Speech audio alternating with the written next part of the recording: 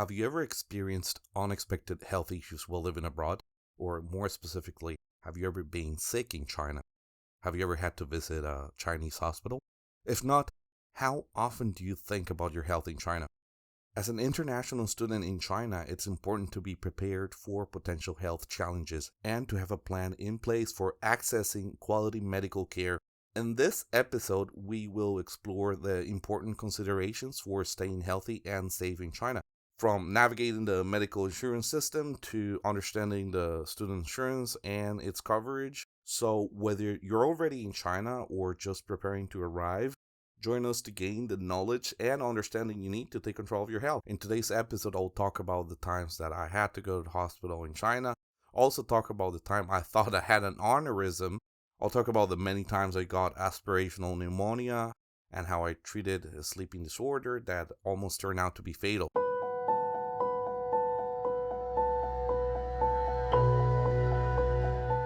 Welcome to China University. This is Chimsy, your student advisor. In this podcast, I will not only talk about the many professional, academic, and personal growth opportunities this country has to offer, but also I'll mention some of the major obstacles foreign students encounter while living in China. I'll share my experience, thoughts, and opinions along with some realistic advice and genuine encouragement. Remember that you can now listen to full episodes not only on YouTube, Spotify, Apple, and Google Podcasts, where you can find me as China University Student Advisor. But you can also find me on Facebook and Instagram as China University Podcast and Twitter as China Uni Podcast. If you have any feedback, comments, or topic ideas, please feel free to contact me on your favorite social media platform or send an email to chinapodcast@outlook.com.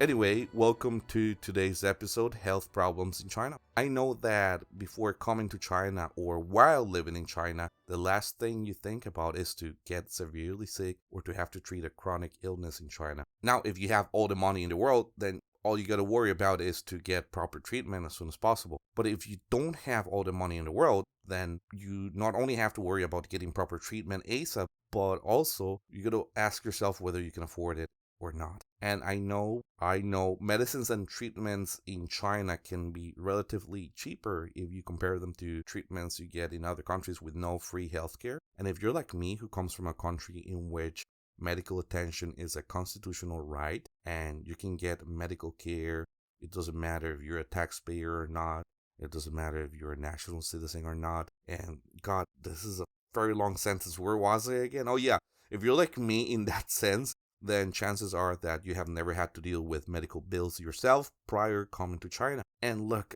I'm all about free healthcare for everyone, but there's one downside to that system, and that is the fact that people kind of lose the notion of the cost of things and get used to having immediate free medical attention for the slightest discomfort, which is a really good thing to have as a country. Believe me, I support the idea of free healthcare, but it is a really good thing until it's not. For example, back home, I remember being a total baby when it came to dealing with mild symptoms such as stomach pain or back pain, sore throats, or headaches. And don't get me wrong, I also spent money and bought my own medicines at the local pharmacy, but I would usually do it when I was feeling too lazy to go to the hospital and I was not willing to wait in line for 3 hours. I think medical care is one of those things that we can sometimes take for granted depending on what health system you're used to back home. So before I continue, get ready for one of my nonsense analogies. I don't know if this is a Latin American thing, but some old school parents in my country would think it's rude for people to ask to go to the bathroom as soon as you visit someone else's house or as soon as you step in to someone else's house, especially if it's your first time visiting and barely know the owners, and especially if, like I said, you just stepped into the house. So parents would rather let you pee your pants than to let you embarrass them by asking to go to the bathroom. If this doesn't sound crazy to you, and parents in your country would feel the same way about it, please let me know in the comments, because I think it's really weird. So I remember all my family going to a relative's house for the first time one day, and I think I was like, 9 years old? And I also remember my cousin just stepping into the house and he was contemplating the vastness of the entire house, just like everyone else. But of course, he had to ask the owner of the house about the bathroom and where to find it. And I'm sure most house owners wouldn't mind, but his dad, my cousin's dad, probably felt embarrassed and had to say out loud, "Ahí va a conocer el baño en casa ajena," which means, there he goes, checking out the bathroom at someone else's house. This is a classic example of projective identification, by the way, especially because I think my uncle was projecting his own embarrassment onto my cousin so that his son could identify with the same feelings of embarrassment. I talk more about projective identification in episode number 6, being judged in China. But anyway, that's not the point. My point is that when I first came to China, I naturally started contemplating the vastness of the country and the vastness of possibilities. And of course, I had to check out the bathroom. I mean, the hospital. Yeah, I had to check out the hospital in China. But the first year, I couldn't speak Chinese very well. I didn't even dare to pick up phone calls, I swear to God. Then I moved to a bigger city, and that's when I had to go check out the hospital. It was a 100-degree day in summer, and I thought a vein had probably exploded in my head or something because I couldn't bear the pain. So instead of taking the usual herbs from the pharmacy, I decided to go check out a hospital, and after spending 3 hours waiting in line and getting an MRI of my head, the doctor said I had nothing but a bad migraine. He just gave me pills for the pain and asked me to sleep more and drink some good old hot water. And that's the story of how I confused a bad migraine with an aneurysm. But what the doctor couldn't possibly know is that the migraines were being caused not because I had a bad sleep and didn't drink enough water. This is why I think that snoring is a silent killer, because when you see or hear someone snoring, you either think it's funny or annoying. But I think people should feel mostly worried when seeing family members or friends who snore a lot, especially if they have thick necks and are mouth breathers who occasionally gasp for air in their sleep. In episode number 10, Sleeping Habits in China, I briefly talk about my sleeping problems. But today I'll try to elaborate a little bit more. So I think I hit rock bottom when people would see me sleepwalking, and that was not even the scary part. Sometimes people would notice how my eyelids, lips, and fingertips would turn purple during my sleep. That is known as hypoxia, which is the lack of oxygen in your body tissues, meaning lack of oxygen in your blood. So I went to see a doctor and they sent me home with a device that you put on your chest, more specifically on your heart, for 2 nights, and it tells you how many times you stopped breathing at night. And yeah, like I mentioned before in the Sleeping Habits episode, my AHI, which stands for apnea hypopnea index, was the highest the doctors had seen in someone. The average person has an AHI of 0 to 5. Mine was 95. So yeah, that was pretty scary. But how did that happen? Well, this is one of the health problems that build up over time, and the changes in your health are so subtle that you can barely notice until your health is noticeably decaying. So there are 3 types of apnea out there. Obstructive apnea, which is self-explanatory. The lack of oxygen is generated by a blockage somewhere along your airways. It could be in your nose due to allergies or deviated septum, which means you have a crooked nose, which is more common than you think. Really, just try. Cover your nostrils one at a time and breathe in. If they make different sounds when you breathe in, it might be because you have a deviated septum. But anyway, the blockage can also occur if you have lots of fatty tissue around your neck. So when you lay down and your muscles relax, gravity will bring down all that tissue, including your tongue. Now imagine a balloon full of air. You're pressing the opening with your thumb and index finger so the air can't go out. Then you let go, and what happens next? The air escapes, right? But not without causing the neck of the balloon to vibrate, and that vibration causes funny noises. You might as well imagine the neck of the balloon as the neck of a person, and you'll understand why snoring occurs. It's especially worrying when you hear someone snoring and you suddenly notice long periods of silence followed by the person taking a big gasp of air. That means they were not breathing at all. The other type of apnea is called central sleep apnea, and this one is just your brain failing to send a signal to the muscles involved in breathing. This can happen for a variety of reasons like obesity, substance abuse, and aging. And there's a third type, which is mixed sleep apnea, which involves the two types that I previously mentioned. That's the one I had. Then I went ahead and bought a continuous positive airway pressure machine, also known as CPAP machine, which connects to your nose, mouth, or both. And what it does is to blow enough air so that your airways keep always tensed and open. And as a result, you can have a snoreless sleep for the entire night. The cheapest one with two different air pressures for breathing in and out comfortably back then was around 6,000 yuan. And that truly was an unexpected expense. That's why I think it's so important to save money and have an emergency fund when you're studying in China. I know it's hard. It's so hard to save money, especially if you're living in an expensive city and you solely depend on the scholarship stipend. But you really got to find a way to save a few hundred yuan every month. Now, the reason why I had to explain all these terms ahead of time is because I want to show you what usually leads to poor health and how one small aspect of your health might be affecting many other areas of your body and many other areas of your life as well. I swear this is the last time you're going to hear about apnea today, but I really need to explain how it happens. And I'm sure that not many people can relate to apnea because it's not very common to have it, and I think that people who snore frequently may not be proud of their condition, so this may be the first time you've ever heard someone discuss it in detail. But there's something that will make a lot of sense to you, and that is the fact that people who have poor sleep habits tend to have low levels of energy, obviously. That's undebatable. And one thing that people with poor sleeping habits might not realize is that subconsciously you will source that energy from somewhere else. The energy that you lack, you will source it from somewhere else. And I'm not talking about coffee, energy drinks, or Coca-Cola. I'm talking about food, especially from carbohydrates and sugars. Now, listen, the hormone that controls your energy levels is known as leptin. Leptin also regulates your hunger. But here's when people with apnea and other sleeping disorders enter a very unhealthy and vicious cycle. Assuming that you rarely exercise, the more carbs and sugars you eat, the fatter you'll get. And just like diabetic people develop insulin resistance, some people can develop leptin resistance. So you can get this insatiable hunger because your brain got used to the high levels of leptin and your brain doesn't get the message from your body that you had enough food. And leptin is responsible for telling your brain to switch from hunger mode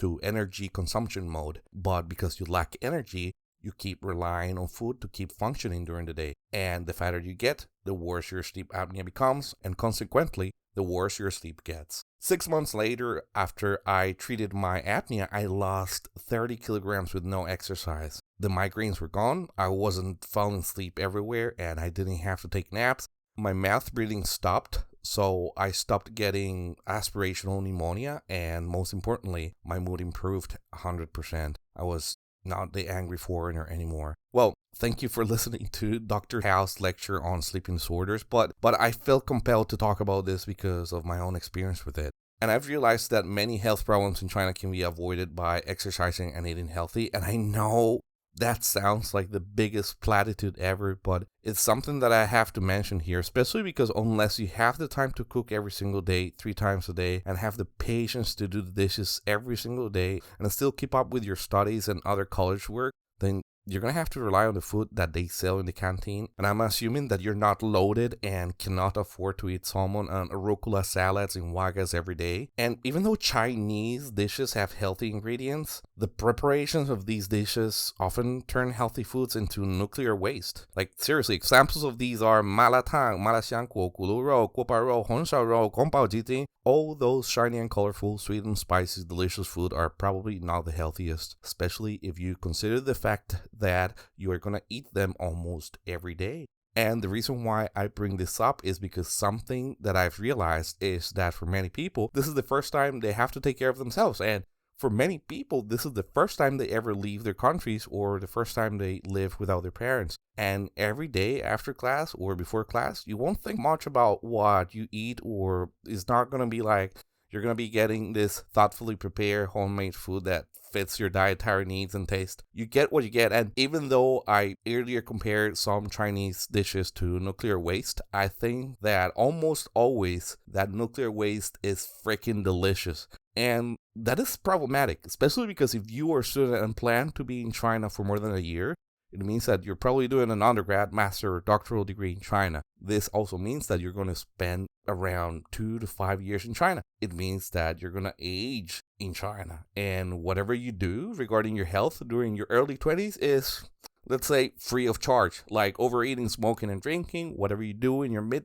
or late 20s, you're going to have to pay it in your 30s for sure. And after 30, assuming that you're not an athlete, whatever you do will cash you outside. How about that? And if you're not a fan of Bad Baby and Dr. Phil, it means that whatever unhealthy behavior you engage with will catch up with you sooner than later. So, getting blasted almost every day, repetitive social casual smoking, or smoking out of boredom will eventually take its toll. I think that for many people, coming to China represents their first step into adulthood. And taking care of your health is a perfect example of adulting. So, we've reached the part of this podcast in where I try to give you a dose of realistic advice and genuine encouragement. Number one, be aware of the coverage of your insurance and consider supplementing it with an emergency fund. Like I mentioned in a previous episode, the student insurance sucks, and I feel it's a mere formality. And based on my experience and what I've seen and heard, the insurance will cover around 30% of what you pay in the best case scenario. And they only reimburse that 30% if you went to a public hospital, of course. And I know that 30% is better than nothing, but geez, man, like, they don't offer any other better option than the 6 months or 12 months insurance that costs like 400 and 800 yuan a year, respectively. Wouldn't you be willing to pay a little more money for a better coverage? Number two, familiarize yourself with the local medical system and resources, including the availability of healthcare facilities, medications, and counseling.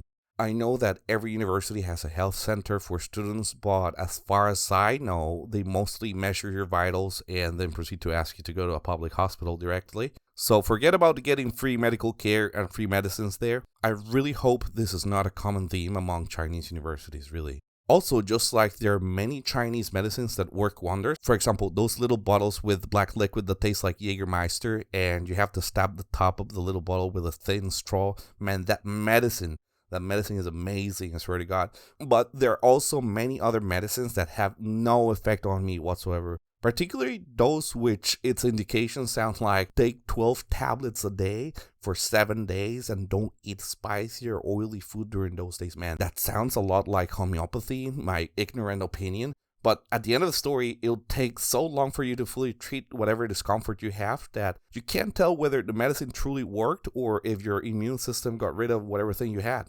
So try to get your meds from back home or directly from any Chinese hospital if you can. And of course, I assume that all pharmacists in China are good and ethical, but sometimes I feel I've been forced to buy the most expensive quackery that no Chinese person will ever buy. But then again, that is just my opinion and nothing more. I'm not a doctor, so please follow your doctor's advice when it comes to getting medicines. Number 3, take a full body checkup at least once a year, preferably each time you come to China or leave China. Treat chronic problems in your country if possible, and get the necessary treatment and bring enough medicines so you don't run out of medicines while you're in China. But if you run out of medicines, I'm sure you can get it in China, but you might need a prescription depending on what type of medicine you need, of course. And for that, you need to go to the hospital. And even though it wouldn't be a surprise if the doctor or nurse cannot speak English, the reality is that the majority of the staff in the hospitals doesn't speak English. And if you don't speak Chinese, you'll have to ask Mandarin-speaking friends for a few favors. And I've talked about asking for favors in China in episode number 8. Final, seek support from friends, loved ones, or professional resources if you struggle with your mental health. And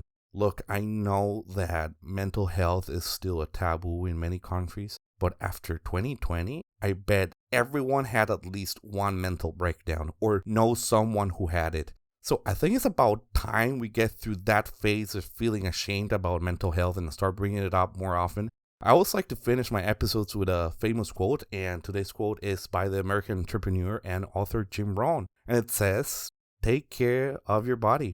It's the only place you have to live." Let me repeat that. Take care of your body. It's the only place you have to live. All right, that's it for today. Next week, I will talk about body shaming in China, because body shaming is a widespread issue not only in China and Asia, but also among many cultures around the world. How can we challenge societal norms and embrace our unique bodies without overlooking the importance of being healthy and feeling healthy? Join us in the next episode of China University Podcast as we delve into body shaming and what it looks like and feels like in China. But before I let you go, I gotta remind you that by subscribing to my podcast, sharing, liking, and commenting my episodes, you are helping me become more relevant and reach more people. Remember that you can now listen to full episodes not only on YouTube, Spotify, Apple, and Google Podcast, and where you can find me as China University Student Advisor.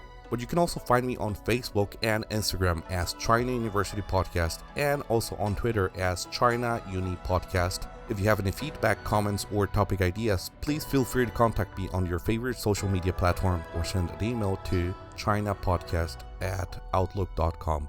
You have just listened to China University Podcast. This was Chimsy, your student advisor. See you next time.